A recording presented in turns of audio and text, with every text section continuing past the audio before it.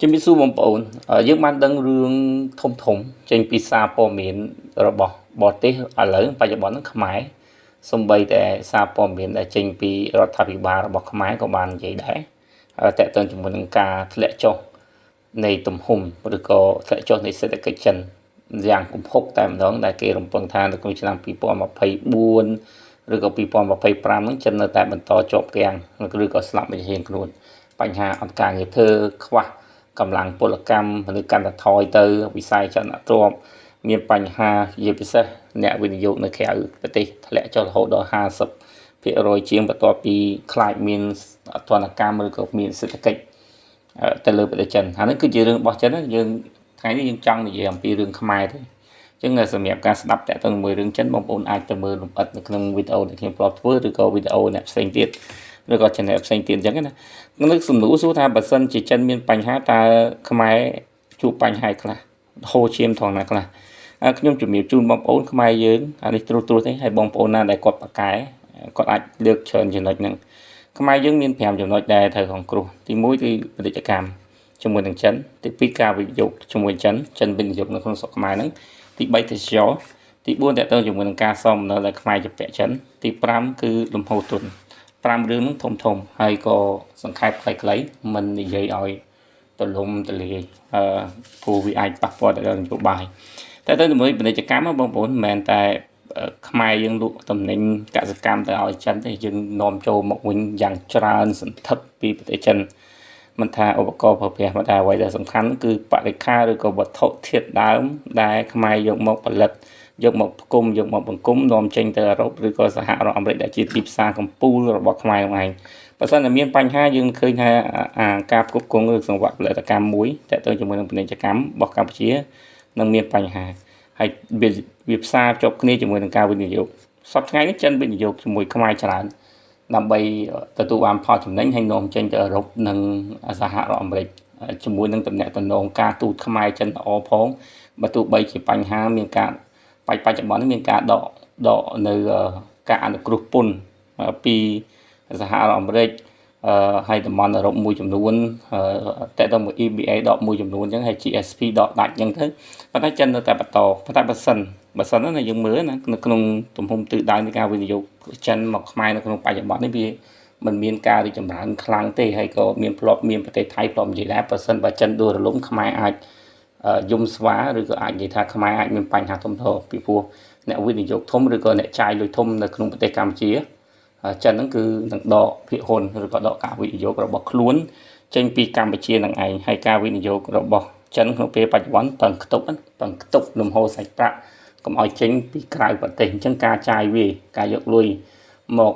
អភិវឌ្ឍនៅក្នុងប្រទេសកម្ពុជាមកបង្កើតការងារនៅក្នុងប្រទេសកម្ពុជាហ្នឹងក៏នឹងរងហានិភ័យដែរវាមិនត្រឹមតែរងហានិភ័យដោយផ្ទាល់ទេសូម្បីបើដោយប្រយោលពីព្រោះបន្ទាប់ពីការទូតខ្មែរនិងការទូតចិនកំពុងឡើងកម្ដៅយើងឃើញថានឹងមានការដាក់ទណ្ឌកម្មសេដ្ឋកិច្ចឬក៏ទណ្ឌកម្មលើពាណិជ្ជកម្មផ្សេងនៃការផលិតរបស់ចិននៅក្នុងខ្មែរយើងឃើញមានប្រទេសសូឡាមួយដែលខ្ញុំព្រមនិយាយនឹងមានបន្តទៀតអញ្ចឹងខ្មែរមានបញ្ហាពាណិជ្ជកម្មជាមួយចិនខ្មែរមានបញ្ហាវិនិយោគជាមួយចិនមួយទៀតគឺទេសចរយើងឃើញទោះបីក្នុងដើមឆ្នាំ2024យើងឃើញការប្រែប្រួលខ្លាំងយើងមិនស្ថិតនៅក្នុងតារាងទាំង10នៃទិសដៅភ្ញៀវទេសចរទេបុណ្យសំខាន់ដែលទេសចរចិនឈប់មិនឃើញវត្តមានទេសចរចិនច្រើននៅប្រទេសកម្ពុជាទេវាបែរជាការឡើងនៅទេសចរបរទេសវិញអញ្ចឹងបាត់ចំណូលផ្នែកធំមួយដែលចំណូលផ្នែកធំហ្នឹងយើងឃើញខេត្តដែលកំពុងតែរងគ្រោះមានសៀមរាបកំពង់សោមប៉ោយប៉ែតប្រទីមានជ័យដែលសម្បូរដែលចិនពីមុនហ្នឹងគឺសិតតែកន្លែងរងគ្រោះហើយវាបាត់បង់ធ្វើឲ្យផ្នែកមួយនៃសេដ្ឋកិច្ចធំរបស់ប្រទេសកម្ពុជាគឺសេវាកម្មក្នុងចំណោមទាំង3កសិកម្មឧស្សាហកម្មវិនិយោគនិងសេវាកម្មហ្នឹងគឺស្ថិតតែជាអសរមុំ3ធំរបស់សេដ្ឋកិច្ចកម្ពុជាហ្នឹងគឺនឹងបន្តទៅទៀតការដួលរលំទៅទៀតតទៅជាមួយនឹងទេសចរទី4តទៅជាមួយនឹងការសងបំណុលរបស់ប្រទេសកម្ពុជាដែលជាបំណុលយើងខ្ចីចិនហ្នឹងមិនតិចទេស្ថានភាពនេះខ្ញុំនិយាយពីចំណុចទី1យើងខ្ចីគេលេងបានទៀតធម្មតាគេមានបញ្ហាសេដ្ឋកិច្ចហើយឬក៏គេមានបញ្ហាហិរញ្ញវត្ថុហើយយើងទៅខ្ចីគេបន្ថែមមិនគេឲ្យ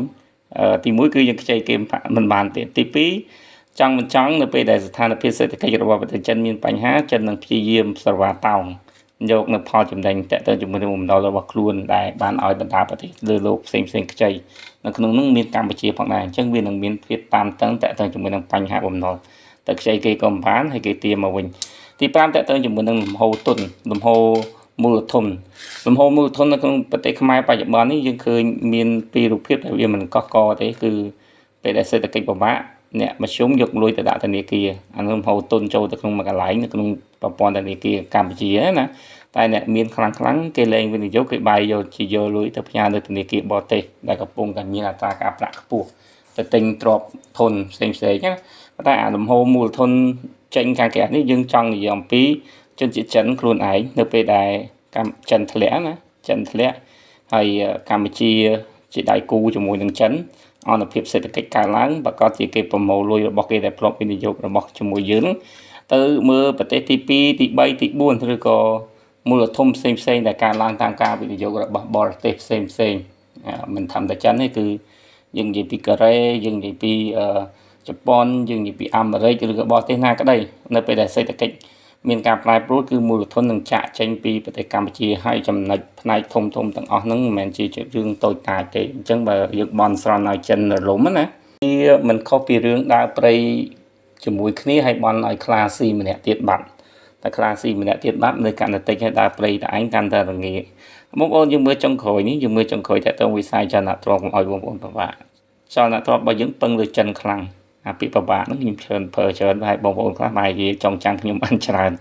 យើងពឹងចិនខ្លាំងណាបងប្អូនយើងពឹងចិនកាលពីមុនពឹងកូរ៉េហើយជប៉ុនតោះមកឥឡូវយើងពឹងចិនខ្លាំងហើយតាំងពីសេដ្ឋកិច្ចរបស់ចិនទប់លំហូរសាច់ប្រាក់របស់ខ្លួនទប់ការវិនិយោគរបស់ខ្លួនមិនឲ្យទៅក្រៅប្រទេសក្តីណាយើងឃើញថាវិស័យចលនាទ្រព្យរបស់កម្ពុជាយើងមិនមែនតែធ្លាក់ដល់បាតទេវាធ្លុះដល់បាតហើយធ្លុះដល់បាតហ្នឹងមិនដឹងថាវាធ្លុះទៅដល់ណាទៀតទេព្រោះបច្ចុប្បន្នហ្នឹងយើងឃើញកម្ចីនៃការសងហ្នឹងក៏មិនមានហើយសញ្ញារើបឡើងវិញនៃវិស័យតេតិនជាមួយនឹងចលនាទ្រព្យនេះដូចជាយូរទៅវាកាន់តែយូរទៅណាព្រោះប្រទេសចិនគ្នាក៏រើរួចដែរទៅលើវិស័យចលនាទ្រព្យហើយបើយើងយកវិស័យចលនាទ្រព្យនៅក្នុងប្រទេសកម្ពុជាយកមកដោះវាតេតងទៅដល់លំហូរម៉ាក្រូសេដ្ឋកិច្ចរបស់យើងទៅទៀតប្រជាពលរដ្ឋចាក់ពាក់លុយអ្នកខ្លះស៊ូទ្រាំផឹងខ្នះខ្នែងធ្វើម៉េចឲ្យមានលុយបង់ផ្ទះឲ្យគេក៏មកខ្លាចក្រុមហ៊ុនរឹបអូសហើយក្រុមហ៊ុនដែលបង្កឲ្យមានបញ្ហាបាក់បង់ទំនុកចិត្តសម្រាប់អ្នកទិញឬក៏សុទ្ធិនិយមសម្រាប់ប្រជាពលរដ្ឋកម្ពុជានេះខ្ញុំអាចនិយាយបានថារក្សាភាពយូរបំផាយកាលពីមុនសេដ្ឋកិច្ចធ្លាក់អត់ទាន់មានការបោកប្រាស់ណាបងប្អូននៅក្នុងឆ្នាំ2008សេដ្ឋកិច្ចធ្លាក់ហើយវិស័យអចលនទ្រព្យចាប់បានធ្លាក់ជាង10ឆ្នាំអត់មានការបោកប្រាស់ផ្នែកអចលនទ្រព្យធំអញ្ចឹងតែឥឡូវមានវានឹងអស់បន្លាយឬក៏វាស៊ីពេលវេលានៃការរីកចម្រើនមកវិញនៅក្នុងរយៈពេលយូរនេះគឺជារឿងរ៉ាវតាក់ទងជាមួយនឹងសេដ្ឋកិច្ចខ្មែរដែលប៉ះពាល់តាមរយៈការដួលរំលំឬក៏វិបត្តិរបស់ចិនសូមអរគុណសូមជម្រាបលា